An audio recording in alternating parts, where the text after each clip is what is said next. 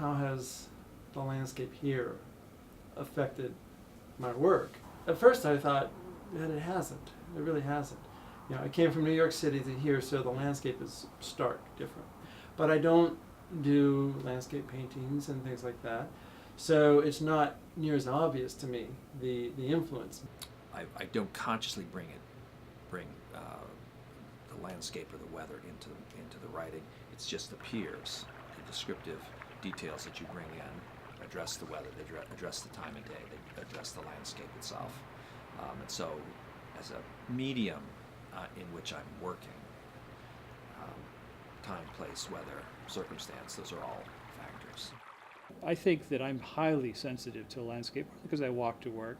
Because I follow similar tracks, I'm always aware of particular changes that happen in trees. I like the fact that I'm chronicling in my mind that Chinese maple and when it's going to be at its most intense. It's really quite magnificent. What people call it gray overcast light is some of the best light for portraiture. So I look at the light and see what can we do with this light. I don't see it as drab, so to speak. And I like the melancholy quality of an overcast day. There's a great line in a Mark Strand poem where he talked about it as a dirty rag. The clouds look like a dirty rag. And once that metaphor is used, it becomes rather powerful to me. So I gave a reading here in the recital hall. It took a good hour to read through the book of poems. And one comment that came out of that was that these are pretty gray poems. So that's, in one way, an answer to your question.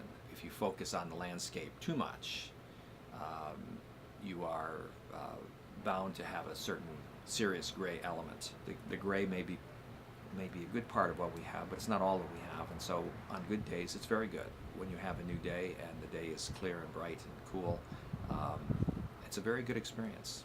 Whether I'm not being specifically inspired for something directly, but just kind of being able to be awed by something. I'm reminded of God's presence a lot more here, I think. A place isn't a place until it's had its poet or its painters, and I think Houghton's a rich place for having many of those.